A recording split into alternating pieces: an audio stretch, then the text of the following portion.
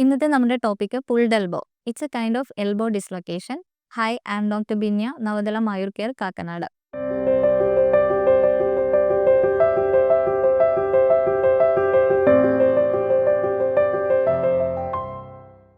One month back എനിക്കൊരു online consultation ഉണ്ടായിരുന്നു. അപ്പോൾ അവർ ദുബായിലാണ് അവരുടെ സ്ഥലം. 3 വയസ്സുള്ള ഒരു കുട്ടിയുടെ അമ്മയാണ് വിളിച്ചിട്ടുണ്ടായിരുന്നത്. ഈ കുട്ടീനെ കളിപ്പിക്കുന്നതിൻ്റെ ഇടയിൽ അമ്മ ഒന്ന് എടുത്ത് പൊക്കിയപ്പോൾ പെട്ടെന്ന് കുട്ടിക്ക് കൈക്ക് എന്തോ പറ്റി, ഒരു തളർന്നതുപോലെ ആയിപ്പോയി കുട്ടിയുടെ കൈ. നല്ല പെയിനുണ്ട്, നല്ല കരച്ചിലാണ്, കുട്ടി അനക്കാൻ പറ്റുന്നില്ല.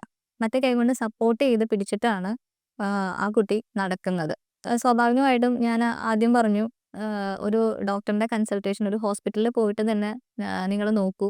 എന്താണെന്ന് വെച്ച് കഴിഞ്ഞാൽ നമുക്കൊരു ഇഞ്ചുറി ആകുമ്പോഴത്തേക്കും, ഓർത്തോപീഡിക് ഇഞ്ചുറിയുടെ കേസസിൽ നമ്മൾ ഒന്ന് തൊട്ട് നോക്കി പാൽപ്പേറ്റ് ചെയ്തിട്ട് മാത്രമാണ് നമുക്ക് ഫസ്റ്റ് ലൈൻ ഓഫ് ഡയഗ്നോസിസിലേക്ക് നമുക്ക് എത്താൻ പറ്റുള്ളൂ. അതിനുശേഷമാണ് ഫ്രാക്ചർ ഒന്നും ഇല്ല എന്നുള്ള ഉറപ്പുണ്ടെങ്കിൽ മാത്രം നമുക്ക് ആയുർവേദം ചെയ്യാൻ പറ്റുമോ, അല്ലെങ്കിൽ അത് സർജറിയിലേക്ക് റെഫർ ചെയ്യേണ്ട കേസാണോ എന്നുള്ളത് മനസ്സിലാക്കി കഴിഞ്ഞു കഴിഞ്ഞാലാണ് നമുക്ക് ഫർദർ മാനേജ്മെൻറ്റ് തന്നെ ചെയ്യാൻ പറ്റുള്ളൂ. അതുകൊണ്ട് തന്നെ ഞാൻ അങ്ങനെ ഒരു രീതിയിൽ പറഞ്ഞു. പിറ്റേ ദിവസം എനിക്ക് ആ സമയത്ത് ഇത്തിരി സന്ധ്യയായിട്ടുണ്ടായിരുന്നു. അവർക്ക് ഹോസ്പിറ്റലിൽ പോകാനുള്ള ബുദ്ധിമുട്ടുണ്ടായിരുന്നു.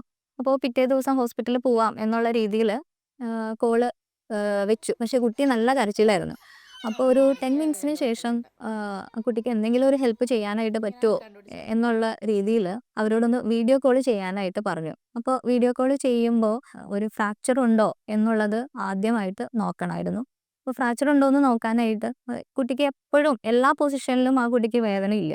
ചില പ്രത്യേക പൊസിഷനിൽ വെക്കുമ്പോഴത്തേക്കും കമ്പാരിറ്റീവ്ലി വേദന കുറവാണ്.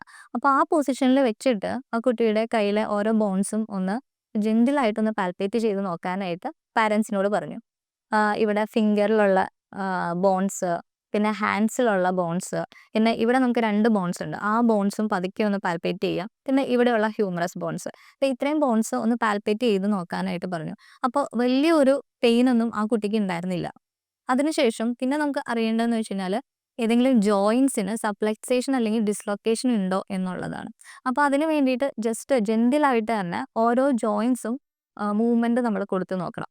അപ്പോൾ ഫിംഗറിലുള്ള ജോയിൻസ്, മെറ്റാകാർപ്പോഫലാഞ്ചിയൽ ജോയിൻസ്, ഈ ജോയിൻ്റ് ഒന്നും അടക്കുമ്പോൾ ആ കുട്ടിക്ക് വേദന ഉണ്ടായിരുന്നില്ല. റിസ്റ്റ് ജോയിൻ്റ് അനക്കിയപ്പോഴായിരുന്നു കുട്ടിക്ക് പെയിൻ ഉണ്ടായിരുന്നത്. ഷോൾഡറിൽ പെയിൻ ഇല്ലായിരുന്നു, പക്ഷേ എൽബോ ജോയിൻ്റ് മൂവ് ചെയ്തപ്പോൾ പെയിൻ ഉണ്ടായിരുന്നു. പിന്നെ ആ കുട്ടിയുടെ അമ്മ കുട്ടീനെ എടുത്തതെന്ന് വെച്ചാൽ 2 കൈയിലും പൊക്കി എടുക്കുകയാണ് ചെയ്തത്.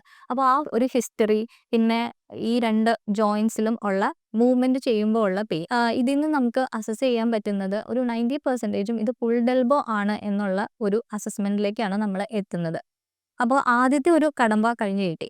അപ്പോൾ ഞാൻ അവരോട് സമാധാനിപ്പിച്ചു, കുഴപ്പമില്ല, ഇത് നമുക്ക് റെഡ്യൂസ് ചെയ്തിട്ട് ആ ഒരു ഡിസ്ലൊക്കേഷൻ വന്നേക്കുന്നതാണ്. ആ ഡിസ്ലൊക്കേഷൻ വന്നേക്കുന്നത് കറക്റ്റ് പൊസിഷനിലേക്ക് വെച്ച് കഴിഞ്ഞ് കഴിഞ്ഞാൽ നമുക്ക് തീരാവുന്ന പ്രശ്നമേ ഉള്ളൂ. അത് നമുക്ക് മാനേജ് ചെയ്യാൻ പറ്റുന്ന ഒരു കണ്ടീഷനാണ്. നമ്മൾ പേടിക്കുന്നത് പോലെ ഒരു ഫ്രാക്ചറോ ബുദ്ധിമുട്ടുകളോ ഒന്നും വന്നിട്ടില്ല.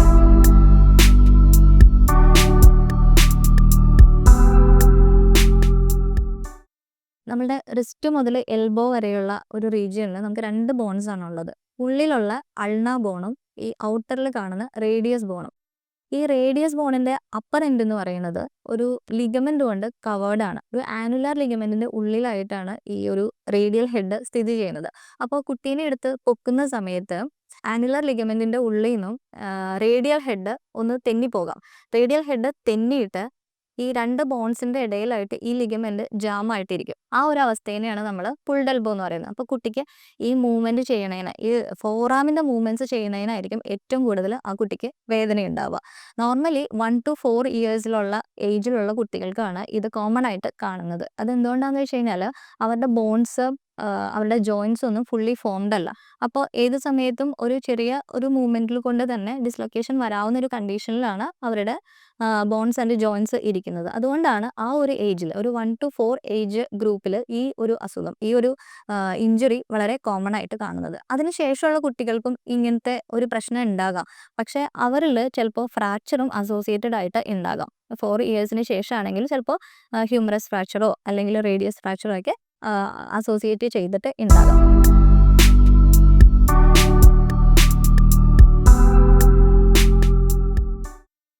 പുൾഡ് എൽബോ വന്നു കഴിഞ്ഞ് കഴിഞ്ഞാൽ കുട്ടിയുടെ കൈയുടെ ആറ്റിറ്റ്യൂഡ് എന്ന് പറയുന്നത് ഈ ഒരു പൊസിഷനിലായിരിക്കും.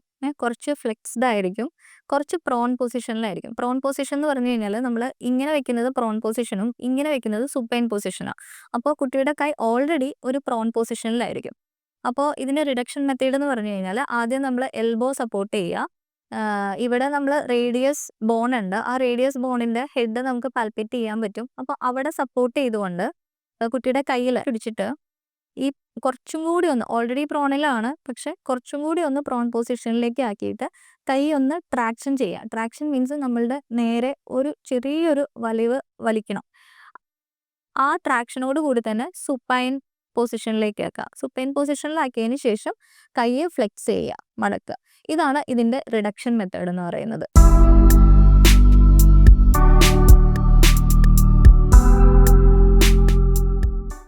അപ്പോൾ അവർ ആ പറഞ്ഞ രീതിയിൽ തന്നെ അവർ റിഡക്ഷൻ ചെയ്യാനായിട്ട് ശ്രമിച്ചു. ആ ഒരു പ്രോസസ്സ് അവർ കംപ്ലീറ്റ് ആക്കി. പക്ഷേ കുട്ടിക്ക് പെയിൻ ഉണ്ടായിരുന്നു. പെയിൻ കണ്ടപ്പോൾ ഞാൻ പിന്നെ ഫർദർ ആ കുട്ടിക്ക് ബുദ്ധിമുട്ടാകണ്ട എന്ന് വിചാരിച്ചിട്ട് ആ രീതിയിൽ തന്നെ മുറിവെണ്ണ ബാൻഡേജ് ചെയ്തിട്ട് വെക്കാനാണ് പറഞ്ഞത്. പക്ഷേ ഫോർച്യുനേറ്റ്ലി ആ കുട്ടിയുടെ ആ ഒരു ഭയങ്കരമായിട്ടുണ്ടായിരുന്ന വേദന ഈ റിഡക്ഷന് ശേഷം കുറയുകയും പിന്നെ നിൽക്കുന്നതെന്ന് പറഞ്ഞു കഴിഞ്ഞാൽ സഹിക്കാൻ പറ്റുന്ന ഒരു ചെറിയ വേദന മാത്രമായിട്ട് നിൽക്കുകയും ഉണ്ടായിരുന്നു. പിറ്റേ ദിവസം അവർ ഹോസ്പിറ്റലിൽ പോയി. അവിടെ ചെന്ന് കഴിഞ്ഞപ്പോഴത്തേക്കും ഡോക്ടർ പറഞ്ഞത് ഇത് പുൾഡ് എൽബോ തന്നെയായിരുന്നു. പക്ഷേ ഇപ്പോൾ റെഡ്യൂസ്ഡ് ആയിട്ടുണ്ട്, കറക്റ്റ് പൊസിഷനിലേക്ക് വന്നിട്ടുണ്ട്. എന്നിരുന്നാലും ഒരു ലിഗമെൻറ്റിൻ്റെ ഒരു ലാക്സിറ്റി, ലിഗമെൻറ്റിന് പറ്റിയിട്ടുള്ള ഒരു ചെറിയ ഇഞ്ചുറി മാത്രമാണ് ഇപ്പോൾ നിൽക്കുന്നത്. 2 ഡേയ്സിലേക്ക് ബാൻഡേജ് ചെയ്താൽ മതി എന്നുള്ള രീതിയിലാണ് ഡോക്ടർ പറഞ്ഞത്. പിന്നെ അവർ ഹോസ്പിറ്റലിൽ വന്നിട്ട് എന്നെ വിളിച്ചിട്ടുണ്ടായിരുന്നു. ആയുർവേദ രീതി അത് പറയുന്നത് ഒരു 1 വീക്ക് മുറിവെണ്ണ ബാൻഡേജ് ചെയ്യണം എന്നുള്ളതാണ്. അപ്പോൾ അതനുസരിച്ചിട്ട് അവർ 1 വീക്ക് മുറിവെണ്ണ ബാൻഡേജ് ചെയ്യുകയും ഈ ബാൻഡേജ് അയച്ചതിന് ശേഷം ആ കുട്ടിക്ക് നല്ല ആശ്വാസം, പെയിനില്ല, നല്ല രീതിയിൽ എല്ലാ മൂവ്മെൻറ്റ്സും ആ കുട്ടിക്ക് പോസിബിളാണ്. പെയിനില്ലാതെ തന്നെ എല്ലാ മൂവ്മെൻറ്റ്സും ചെയ്യാൻ പറ്റും.